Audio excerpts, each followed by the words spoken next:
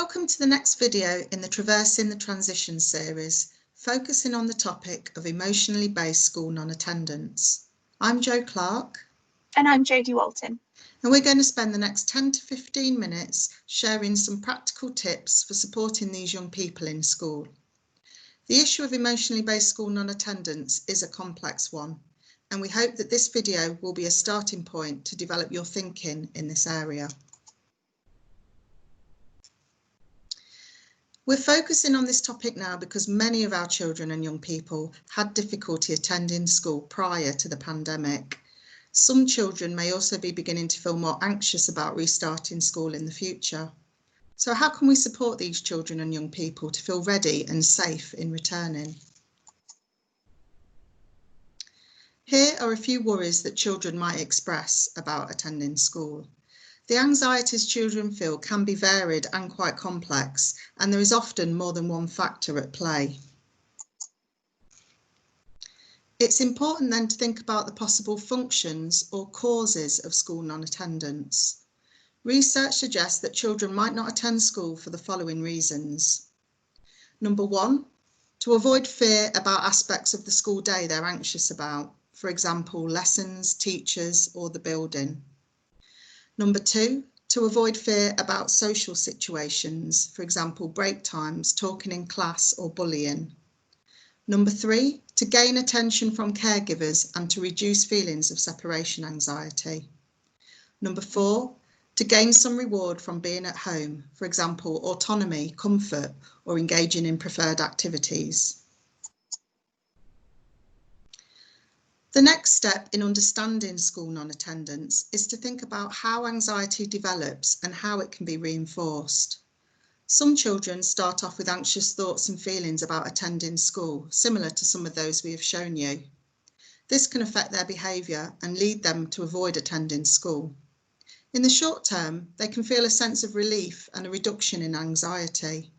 However, the prolonged time away from school only serves to drive more anxious feelings and negative thoughts about going back, as the child has no opportunity to challenge their worries or to work through them. Extended time away from school can also result in additional factors that maintain school avoidance, like falling behind with schoolwork, losing friends, and preferring to spend time on more enjoyable activities at home. For some young people, the time away from school at the moment due to the pandemic could have reinforced these factors. So how can we plan a successful reintegration for students back into school? We will talk you through a 5-stage process to hopefully support a successful journey to school reintegration.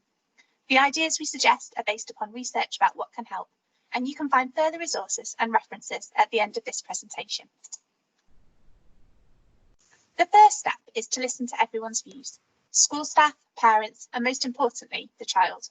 Take time to think about what might be contributing to the problem, what is already working, and what else needs to be considered. Even if you may not agree with the issues raised by others, it is important to hear them and act on them. Try to avoid a blaming approach and recognise there is unlikely to be one single cause to the problem. Give time to reflect on these issues together. Next, devise an action plan together. Try to consider the function behind the school avoidance behaviour. For example, if a child finds the environment too busy, consider ways that this could be adapted, such as their seating position or organising for them to leave lessons earlier at quieter times. In their book, Bambaraja and colleagues suggest thinking about a graduated, small steps approach, starting with least feared situations and goals that will help the child feel a sense of success before facing more feared scenarios. Any plan will need to be tailored to the individual child's needs and go at their pace. Ensure they are also given the appropriate support in their environment and taught the coping skills to manage effectively in each of these situations. Resources to help you plan this are available for free in the Derbyshire Educational Psychology Guide to School Refusal Behaviour, which schools have access to. It can also be helpful to consider what's already working well and build from this. For example, think about what the child has in a good day at school, what lessons and activities they're doing. Who do they like spending time with? Try to involve the young person in aspects of decision making, such as filling out an ideal timetable or school day, so that they have some control over what's happening and feel that they are being listened to. Now think through what might need to happen before the young person comes back in. Help them to gradually adopt an evening and morning routine closer to a school day so that starting back is not a shock to their system.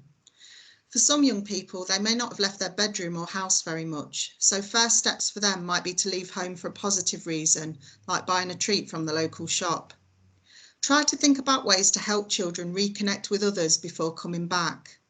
For younger children, this might involve organising a play date or a postcard sent from their teacher. For older children, a chat with a friend or a check-in from a familiar and trusted adult may make all the difference. Try to prepare them for changes to the school environment due to social distancing advice.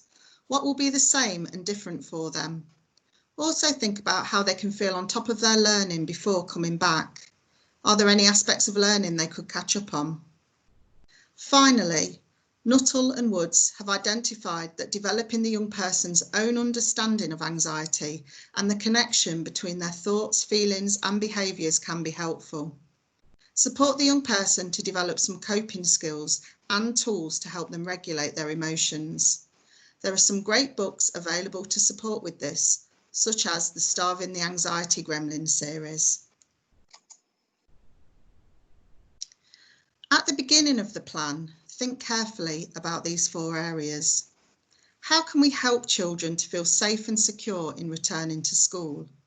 For example, allocating a staff member to check in with them, supporting them to understand social distancing and health and safety measures, as well as ensuring any bullying issues are fully resolved and taken seriously. If a child has difficulty separating from their family, consider age-appropriate reminders of home, such as a familiar object to remind them of those they care about, or a message from home in their lunchbox. Make sure you've considered the child's worries and how to address them before they come back in. Next, think about belonging, an important factor in promoting resilience in young people. Supportive relationships are key with both peers and adults, and even if we're starting with a small number of people, this will help the young person to feel more positive about a return to school. More ideas for promoting feelings of belonging can be found on the Boing website, referenced at the end of this presentation. It's also important to think about the young person's strengths and interests, what will engage them, motivate them, and help them to experience more positive emotions in their school day. Finally, think about how adults can support one another and continue to communicate with one another, even if there are setbacks along the way. As time goes on, continue to help the young person contribute more fully to their school community, such as extracurricular activities that they could participate in, or particular roles and responsibilities in school that they will enjoy. Identify opportunities for them to set and achieve realistic goals. This might be within sport, art, preferred subjects, or towards their future career. All of these things may be key to building their self-esteem and sense of belonging, and these are some of the ways that researchers like Nuttall and Woods have identified can support children's successful return. Here are some further books and resources that you might find useful to support you along the way. This has only been a brief taster. There is much more to say on this topic. So you may be interested to know that Derbyshire Educational Psychology Service are offering training in this area for school staff to attend in February next year. Schools can also contact their school EP for further information and support. Thanks for listening. We hope this has been helpful.